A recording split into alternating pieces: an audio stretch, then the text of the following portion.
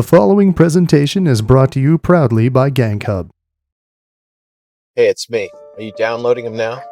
Hey, it's Bob. He doesn't care. What does he know about classification? First look at the top secret government files that could reveal key details. Highly anticipated government files. This is this that I'd like to fill in, and the way to do it is get these documents out. All right, and the documents, I want everyone to know, they literally have just dropped.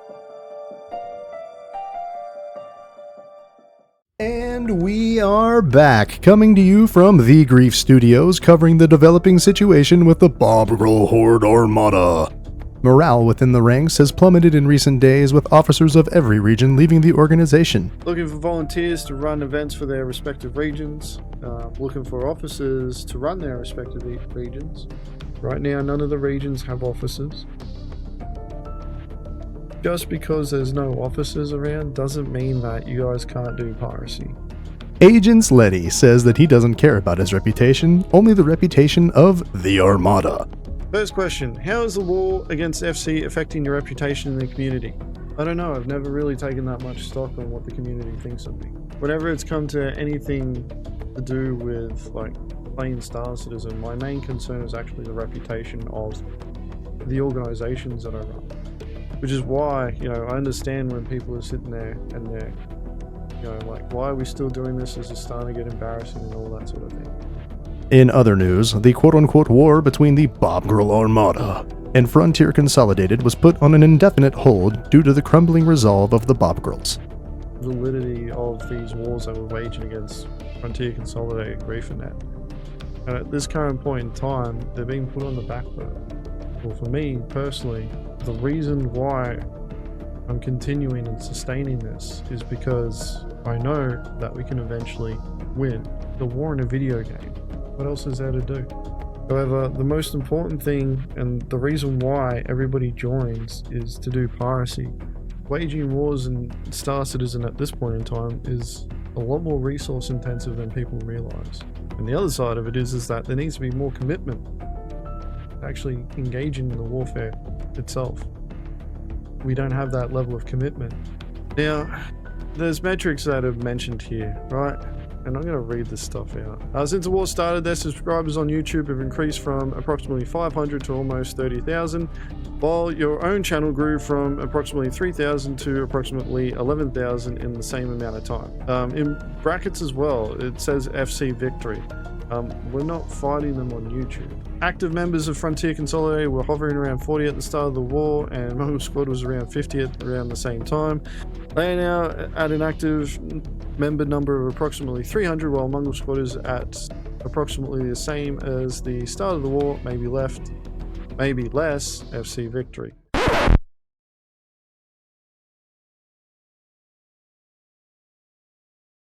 Like, I don't understand those metrics and how that makes them winning. It's also been revealed to us at the Grief Studios that in the entirety of this one-sided war effort, that Frontier Consolidated has only lost 100 standard cargo units taken by the Bob Grohl Armada in over 130 plus months that Letty claims they've been at war. At war state, the Armada is still at war with Frontier Consolidated. It's week 179. The last point, piracy ops against Frontier Consolidated resulted in approximately 100 SU from supplier die compared to the millions of SU their team has moved. Frontier Consolidated has a lot of experience dealing with their events getting attacked, thanks to GrieferNet. That was our first attack against them in an organized fashion in probably 2 years. Frontier Consolidated is so confident in their combat skills against us that they will openly say that they will kick the shit out of us.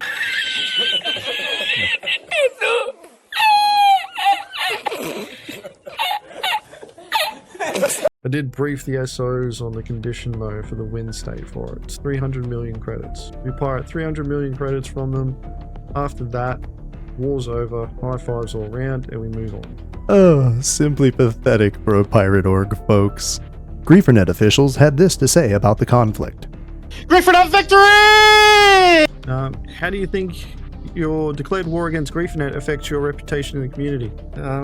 once again, I don't really care. Realistically, whenever Griefernet puts out a video, it's normally targeted at me, and it's because they want to engage in character assassination to try and cause a disruption here. He also claims our recent coverage of the situation is nothing more than character assassination. To that, we say, if you want your organization to achieve your vision, then the failure rests on your shoulders. When the people that put you in charge leave, that's your fault. Revealing your inadequate leadership to the world is not character assassination. The declared war against Griefernet only affects us in any shape or form because we're not doing enough against them. And unfortunately, we can't do much against them at the moment because we're regrouping now. We've lost leadership, we've lost combat capability, so we need to regroup. This is an in-game war as well. Making videos, taking snippets and piecing them together to commit character assassination won't get them the respect that they need from the rest of the community when it comes to fighting in-game. Hey, look. I think if we all just take a couple of deep breaths here and just try to...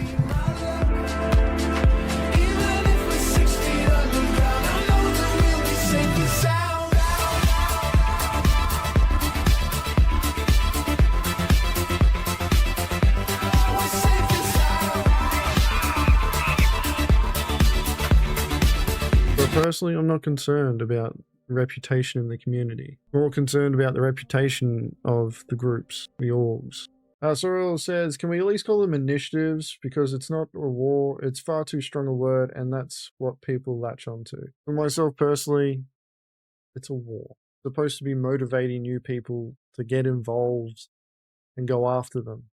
Coming up next, we have an exclusive interview with DT, the beloved formal mongrel that was unceremoniously kicked by Agents Letty, and a glimpse at the immediately leaked survey for all remaining members of the Mongrel Horde Armada.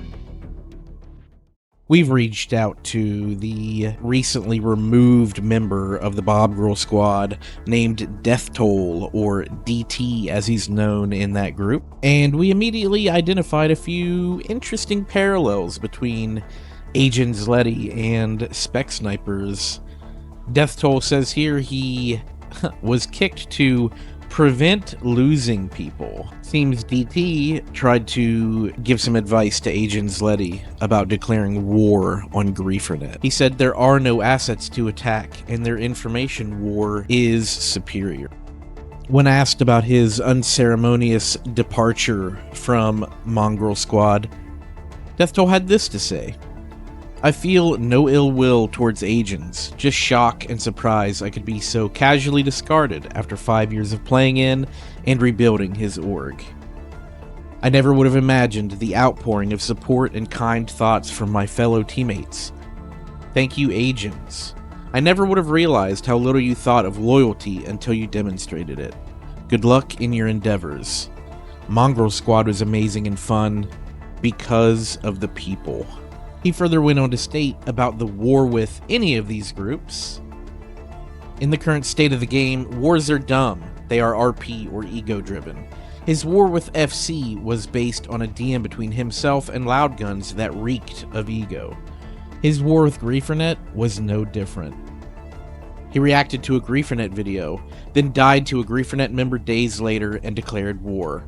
He was constantly advised against the wars, and the officers ignored them. He was the only person at war for the most of it. Agents ordered people not to take fights against Griefernet unless they were likely to win or had the numbers.